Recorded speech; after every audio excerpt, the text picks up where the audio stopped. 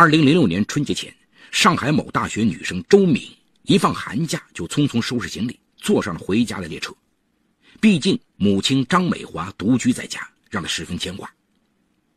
张美华1984年从河南工业大学毕业后，进入郑州一家国企工作。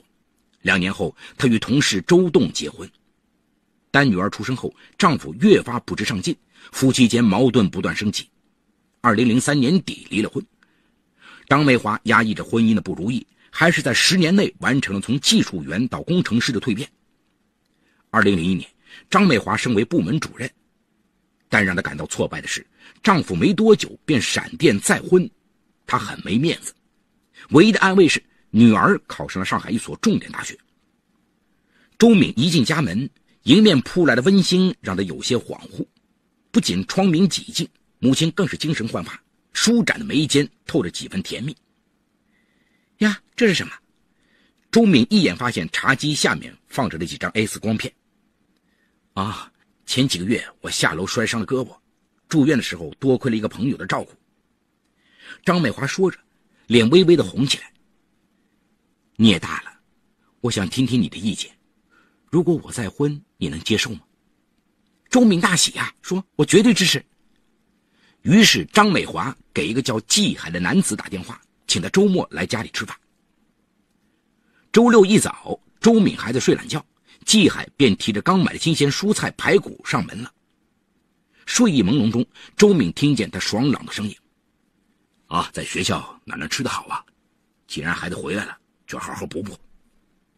周敏又沉沉睡去，睁开眼已是中午。等周敏去洗漱时，却见一个40出头温文尔雅的男子系着碎花围裙，正将热腾腾的排骨汤端上餐桌。听母亲说，离异的季海是河南电业局的公务员，又做着家电生意。一成功人士在家尚能如此勤劳体贴，周敏很替母亲高兴。女儿返校后，张美华开始与季海同居，对外互称老公老婆。张美华久违的自信和欢乐重新写在脸上。2006年底，张美华的同事赵小菊不知从哪里听说季海和本厂老总关系非同一般，便登门拜访，请季海把他儿子安排进厂工作。可季海委婉推脱。哪知2007年初，季海突然说，他已把只有高中文凭的儿子弄进了厂办公室工作了。看来外面传言不虚啊，张美华对他刮目相看。5月，季海说，厂办主任向他透露，近期要招一批新员工，他手上有不少招工指标，要是有朋友需要就尽快办理，一个指标需要7到10万元的公共费用。张美华立刻告诉亲朋好友，大家纷纷上门。3个月里就有21个亲友共送来了160万元。张美华把这些钱全给了季海，让他尽快办事。不久，季海就给张美华一个24万的存折，说这是他的好处费，让他收着。听完母亲这番话，周敏又惊又喜，真没想到叔叔的能量这么大呀。此时张美华已把季海当丈夫对待了，她隔三差五的给他购置些名牌衣服，又怕他出差在外太节俭，便经常拿钱贴补他，这让季海很感动啊！不仅包揽了所有家务，而且11期间又带张美华到桂林、海南旅游。回来后，季海又付了首付，买下一套100多平方米的房子，作为今后的婚房，这让张美华甜美之极啊！2009年7月初，刚放暑假的周敏和男朋友冯俊回到家里。冯俊1980年生于郑州，和周敏从小一起长大，情投意合。他从郑州一个重点大学美术系硕士毕业后，暂时在郑州一个美术培训学校教书。对这份工作，冯俊并不满意。冯俊对季海说，听周敏说您人脉很广，能不能也把我弄进高校教书啊？准女婿满眼期待，季海却不置一词。见此，张美华有些不快地说，你帮别人怎么那么痛快？冯俊是自家人，你说什么也得帮啊。季海无奈答应说，我只认识一个大学的副校长，他愿不愿帮还不一定呢。几星期过去，兴奋之极的冯俊又多次登门拜访，季海再次推脱。副校长让给10万打点费用，你家也不宽裕，要不就算了吧。听此，冯俊反而升腾起希望，只要能进去，花再多钱也值啊。第二天，他便送来父母养老的10万元。9月，周明返回上海上学，一直想考驾照的冯俊便找到季海说：“季叔叔，帮我弄个驾照行吗？我实在懒得考了。”看冯俊求的办事如同小菜，季海不免有点生气。但没几天，驾照还是办好了，冯俊很开心。2009年9月上旬，冯俊如愿从季海手里接到了郑州大学的教师录用通知书，上面写着2009年12月报到。此后，季海电话通知张美华说要出差一趟。可冯俊仔细阅读通知书后，发现很多问题。异常简单的内容中，不但出现错字，连行文格式也不对。冯俊又给在大学任教的师兄打电话询问，师兄说教师录用是要签就业协议书的，根本没听说教师录用通知书一说。冯俊知道自己受骗了，第一时间打电话给张美华。张美华怎么也不相信季海是骗子，非要马上当面质问。冯俊赶忙阻止，先不要打草惊蛇，要是他跑了，咱们找谁要钱去？一语惊醒梦中人，张美华有些腿软。毕竟季海从他的亲友手里一共拿走69万元，并且没写任何收据。2005年春节前，张美华开车到中牟县办事，车抛锚在血水坑里，车主当即找人从临近村庄叫来拖拉机将车拖了出来。这个人就是季海。随着交往的加深，季海说他是河南电业局的公务员，离异的他还有一儿一女在中学住校。2005年秋，张美华不慎从楼梯上摔下来，季海一连10多天都陪护在他病床前，张美华深为感动。同居半年后，张美华提出结婚，但季海说两人都是经过感情挫折的人，还是多给彼此一些了解的时间。不久，张美华想和他的儿女见面，可季海说孩子反对他们再婚，他们要是知道了恐怕会影响学习，等考上大学再说。2008年春节，眼看季海承诺帮亲朋们办进厂的时间已过，张美华整天被亲友催问。季海说工厂领导班子有变动，估计5·1前可搞定。但5·1过去了，仍没有眉目，大家要求退款，张美华异常尴尬。季海倒是立刻给16人退了款，张美华又把季海给他的那24万元存折也拿出来退了，但仍有21万没还上。紧接着就出了冯俊这件事儿。听母亲说到这儿，女儿和准女婿大惊，既没见过家人，又没去过他单位，怎么就能相信他呢？张美华坚决不信，说要是他真是骗子，当初拿到160万元现金时早就跑了，还肯继续待在我家买菜做饭吗？周敏和冯俊也不好针锋相对，认为摸清季海的底细最为关键。第二天，他们便不由分说地拉着张美华去河南电业局查询，可有关人员给出结果，查无此人。第二天，又到调查公司请人对季海进行调查，原来季海既没离婚，也不是电业局的，其实只是一个街上普通电视修理工。2009年9月26号，全家经过商议后，决定先找一个法律专家咨询后再采取行动。通过朋友引荐，他们找到郑州一个大学的法学教授。教授说，要是想私了呢，就先让他打下借条，或有录音为证。要是报案，目前的情况对你们不利。听后，张美华决定私了，立刻去买了录音笔。另外，考虑到季海不会轻易受他摆布，张美华要求女婿冯俊一起控制他，并胁迫他退款或写下收据。可张美华还担心人手不够，他又让前夫哥哥的儿子周浩来帮忙。2009年10月1号一大早，季海给张美华打电话说，我出差回来了，今天上午到家。张美华心中立刻砰砰跳起来，她赶紧联系冯俊、周浩，之后还不放心，又给姐姐打电话，要他上高2的儿子宋波来帮忙。上午10点多，季海到家，他估计周敏会回来过假期，便特意买了很多菜，一进门便扎进厨房做饭。见此，张美华一时五味杂陈了。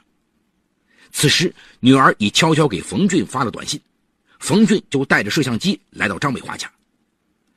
但当冯俊要催周浩快来时，张美华竟一时泪眼迷蒙地说：“无论如何，也等他吃了这顿午餐再说好吗？”中午11点多，一桌丰盛的饭菜摆了上来。饭罢，趁季海收拾碗筷时，张美华让冯俊给周浩和宋博发短信，要他们立即赶到。见洗完碗筷的季海已坐在沙发上看起电视，冯俊将摄像机悄悄打开，并打开录音笔，突然关掉电视。哎，干嘛关了？季海正在诧异时，冯俊就直奔主题：“你是不是收了我10万块钱办工作？要是办不成，你把10万块钱还给我。”没想到季海仍然一脸真诚地说：“不是说过阵子就去报道吗？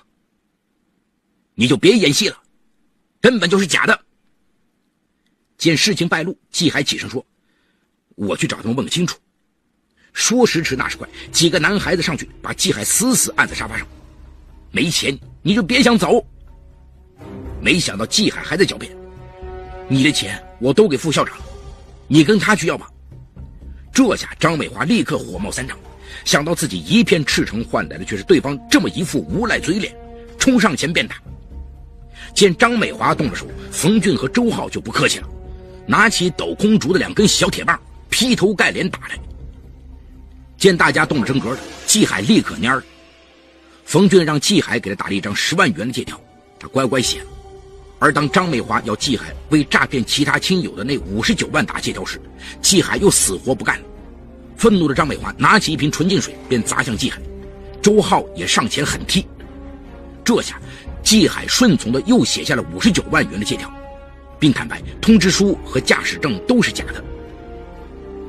借条写下后，张美华要他马上还钱，季海只好交代说：“钱在我民航路附近的家里，有一张33万元的银行卡，剩下的钱都付了新房首付和旅游花销了。”经此，张美华让宋波和冯俊在家看住季海，他和周敏、周浩3人开车去拿钱。晚上8点，3人在楼下见屋里灯亮着，便没敢进去。回家后继续逼问，对季海又是一阵乱打。打累了，张美华一家便随便吃点东西，然后继续盘问，到底是不是从一开始就想骗钱？得到否认后，冯俊再次用链子锁抽打，季海连连跪地求饶：“你们听我解释，一开始我确实想玩弄张美华的感情，但我绝不是骗子，我只是吹牛吹惯，忽然说我跟你们厂的老总很熟，没想到张美华的同事却信以为真，又上门塞钱让我帮着解决工作。我一时见钱眼开就动了邪念，骗他们说我儿子已经安排进了厂，反正厂里上万职工，他们也搞不清楚。没想到后来事情闹大了，竟收了160万好处费，我也不知道该如何是好，就一边拖一边想办法，好不容易把这160万退还回去，谁料他的同事又要我帮忙进电业局，你们又让我给冯俊解决高效工作，我一再推辞，你们却不信，又塞钱来。要知道我只是个街边修电器的，这谎越来越难圆，我索性就给你办了个假证，一边稳住你，一边另想法子慢慢把10万元钱退给你。可这就被你们发现了，又在说谎。你要是有这么好心，早干嘛去了？冯军又是几脚狠狠踹去。欺人太甚！张美华上前问：“你当初骗到160万还不逃跑，是不是还要多骗点再走？”季海竟痛哭流涕地说：“我风流了半辈子，遇到你后，见你从不跟我要钱花，反而对我那么好，我已舍不得离开你了。再说你女儿女婿都是高学历，要是跟你结婚，后半辈子肯定风光的，养老的人都有了，我压根儿没想逃跑，那钱我也想找机会慢慢退还。”张美华气急了：“你还想让我女儿女婿给你养老啊？你想得美！你到底骗过几个女人？”季海承认，他还跟马某等4个女人同居过。那你也骗了他们的钱吗？没有。那为什么只骗我一个人？他们还靠我接济，哪里有钱？我把钱都花在他们身上。这句话激起张美华的无限羞愤。是啊，只有我最笨最好骗啊！他夺过冯俊手里的链子锁，拼命打去。此时除了周敏外，其他几个人都加入了群殴。打累了休息片刻，有力气了再打。2号凌晨时分，季海说话开始变得前言不搭后语。张美华认为他装假，就用链子锁抽打，见没反应，张美华用冷水浇季海的脸部。10几分钟后，冯俊发现季海身上起了鸡皮疙瘩，呼吸困难。几个人立刻意识到了问题的严重，惊恐地拨打120，并给季海做人工呼吸。等120来时，季海已经死亡。经法医鉴定，季海系全身大面积皮肤皮下组织挫伤及多发肋骨骨折致创伤性休克而死亡。当天，张美华、周浩、冯俊被郑州市公安局刑事拘留。2009年10月22号被执行逮捕。高2学生宋波于11月4号被逮捕。2010年5月6号，郑州市中级人民法院开庭审理了此案。法庭上看到3个风华正茂的年轻人与自己共同站在被告席上，张美华痛悔不已。自己遭人欺骗后，没有选择一个正确的处理方法，最终使自己陷入牢狱之灾，也牵连了3个年轻人，毁了他们的前途，也断送了自己女儿的幸福。而母亲和未婚夫的双双入狱，让周敏痛不欲生。同时，世俗的冷眼和被骗钱款尚未退还的人们纷纷上门闹着还钱，让他不堪压力，只好含泪拿出母亲多年的积蓄还钱。目前此案正在进一步审理中。好，故事说到这儿就结束了。